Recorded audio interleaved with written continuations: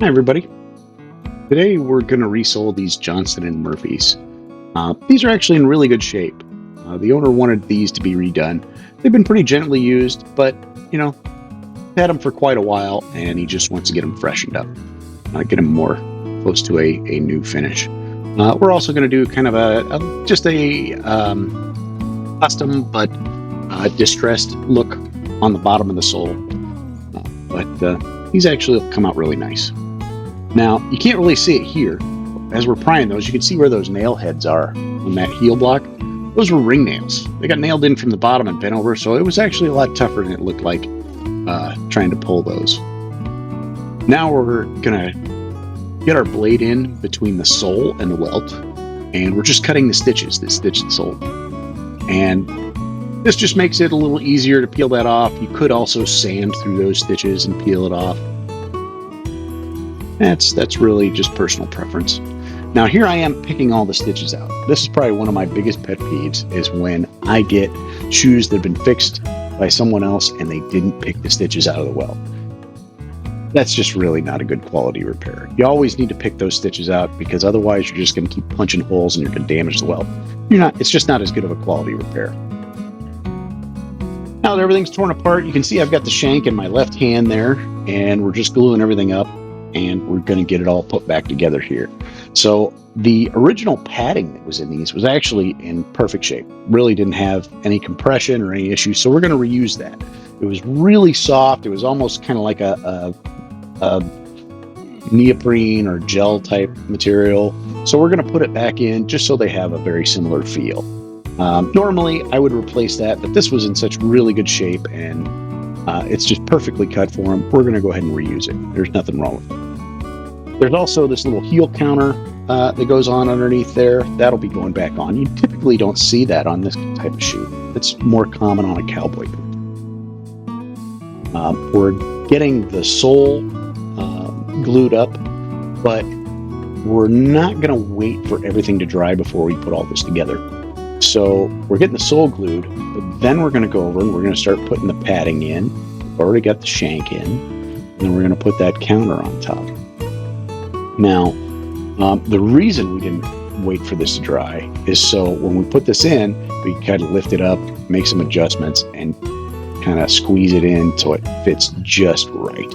Otherwise, if that glue is completely dry, as soon as the two surfaces touch each other, it's not coming apart. So we wanted to be able to reposition a little bit, so we went ahead and put it together before it was fully dry. Now we're going to finish putting the glue on. We're going to let that dry while we work on the soles. So this sole, you'll notice, we're tracing the original sole over top of the new one, but we're only doing the back 2/3 or so of that sole. The reason is, when I trim this, I'm only going to trim that back 2/3. Basically, I'm going to use that as a guide so that I can line everything up and put it on there. And this is the best way I've seen, and I'm gonna tip my hat to Tony Wyatt on this, because this is I first noticed this in one of his videos. Is this allows you to get your sole attached, and by only trimming the back and lining everything up that way, it allows you to get that logo in the center of the sole centered really well on the shoe. Nothing too important. It's just an aesthetic thing. Makes it look a little nicer. So a little bit of light hammering to get it to bond. Now we're going over to the 5-in-1, and we've got the welt roller. So this is just putting pressure on the welt and on the sole and squishing them together as we roll it around to make sure we've got a good bond before we're ready to stitch this sole onto the bottom.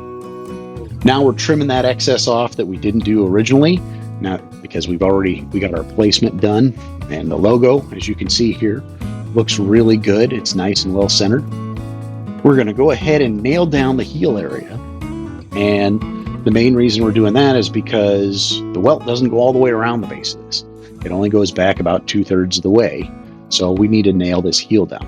These are just some very light nails. They're no ring nails or nothing too terrible.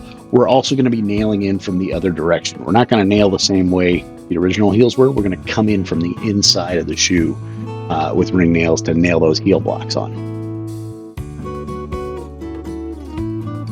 Now, after we got that nailed together, I'm going over it with a little piece of crepe, and I'm just rubbing any little spots where I think there might be glue or any blemishes. And we're going to hit this with a little bit of neutral cream polish. Really, it's just going to kind of clean things up. It's going to help moisturize. I'm using a Tarago cream polish on this. The reason is because it's got a lot more oils and moisturizers. A lot of time, these soles that we get, the blanks we have, they've been sitting in these warehouses drying out for several years. So this is just to help moisturize that sole material and get that leather kind of replenish some of the moisture that it's lost, makes it a little more flexible, and just bring some life to it. Then after it dries, we'll just hit it with a little bit of buff. This also allows me to kind of prevent any, scuffs or debris or accidentally get some shoe polish or something on there. It provides a little bit of protection from that, where if I need to, I can hopefully clean that off and then we don't have a blemish on it. But it's not a big deal on this one because we're going to refinish the sole anyway. Now we're going over to our stitching, and we're on our curved needle stitcher, and that's just stitching the welt and the sole together. Once that's done, we're going over and we've got some stacked leather heel blocks. These are not those fiberboard ones. These are genuine stacked leather, but they're a little too thick. So what we're doing is we're peeling one layer of that leather stack off so that we get the right thickness and we get back to the original shape and thickness of the original heels. And if you look just to the right, you can see how far back that stitch line goes. Where the stitching is, it goes through the sole. So again, it goes back and it ties in that heel counter a few stitches, but we're going to cover all that up with these heel blocks. And you can see as I peel these off, I then grab the original heel block and just make sure it's the right size and thickness. Make sure that we're not going to have any differences once we get the top lift. As you can see, side-by-side comparison, those are just the right size. Now we just set the heel block on, we scribe it so we can see how far it goes. Now I'm taking this kind of scratch awl, and this thing is really sharp. It's got a bunch of little needles on it, and as you pull it, it scratches and roughs up the surface of leather really, really well. It just makes everything glue better, allows us to bond everything together better. So we're just going to go ahead and put this together, tap it with a hammer a little bit, and then we're going to be ready to start finishing the heel, put the top lift on, get these things nailed together.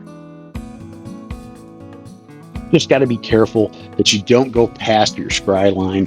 Otherwise, some of that glue, again, can get in there, and then if you want to color these soles later, wherever you had glue, it won't soak through. So that's why we're being a little more careful with the glue. Now we go over the heel wheel, and we went ahead and nailed in from the inside of the shoe. And that's what it's doing, is pressing down on there. Now we're putting the top lift on. We're going to hammer down a little bit. We're not going to put any nails in this one.